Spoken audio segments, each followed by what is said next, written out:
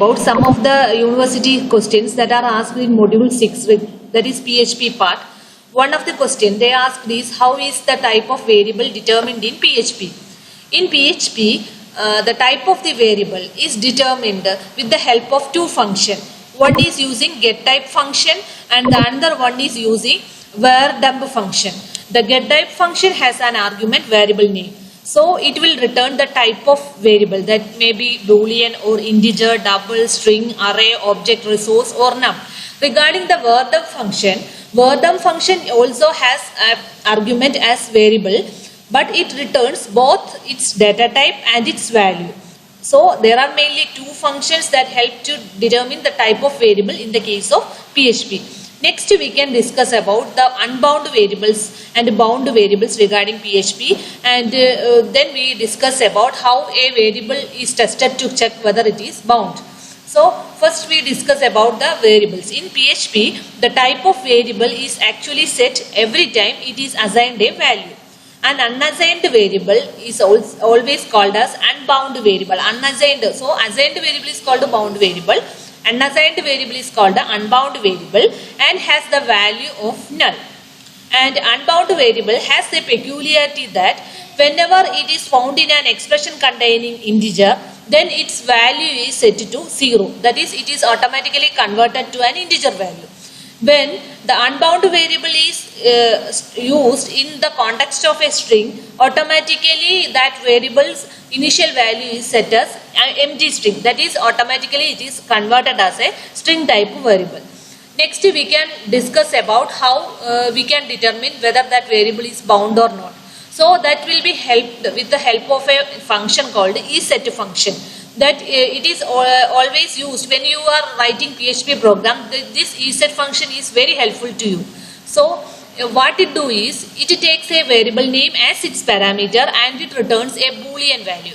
The boolean can be a true or a false. Okay, if the value is set, for example, if you are setting a button name, isEt of that button name, when you are clicking it, it will have a value for that. So it will returns the true. Okay, so isEt function is normally we are using in most of the PHP program, we are using this isEt function. Next we can discuss about the implode and explode function in PHP. So the purpose of implode and explode function is converting to array to string and string to array. So implode, that is implode function, its opposite is explode function. Implode function is actually used to join the array elements to a string. So it converts an array elements to a string.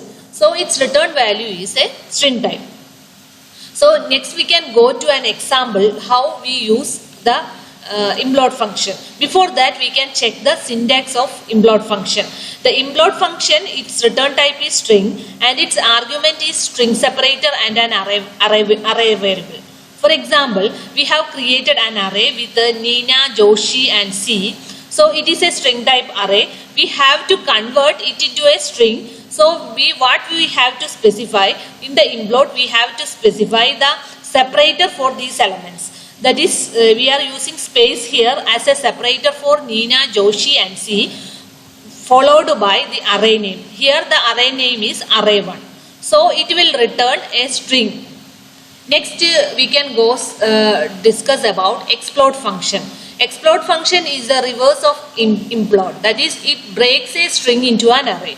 So regarding the syntax of this explode, the return type is an array followed by explode function followed by string separator followed by your string variable. For example, you have a string having value car space bus space bike. So you have to convert it into an array. What you have to do is, you have to call explode function with the separator. Here the separator is space followed by your string. Okay, so it will return an array value. So these are the implode and explode function in PHP. Next we can discuss about the comparison between session and cookies. In the previous video we discussed in detail about the session and cookies. Now we can look into the comparison between the session and cookies. Both are used for storing the user information, both session and cookies. But the cookies has one type, it stores only text data type. But session can store any type of data. Okay, Next, the cookies informations are stored only at the client side. That is, in the browser side, we are storing the cookies information, cookies data. But in the case of session, we are storing at the server side.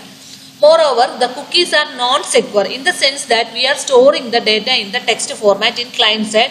So we are saying that it is non-secure, but the session is secure because it is stored in binary or encrypted form and it can only be decrypted by the server. So always say that the session is always secure.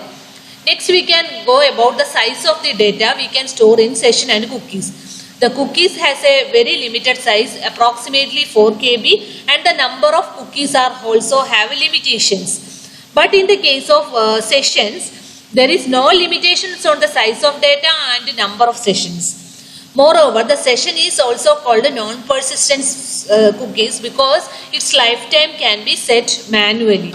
But in the case of cookies, the cookies can be disabled and it can have mainly two type of cookies, persistent cookies and non-persistent cookies. Okay, thank you.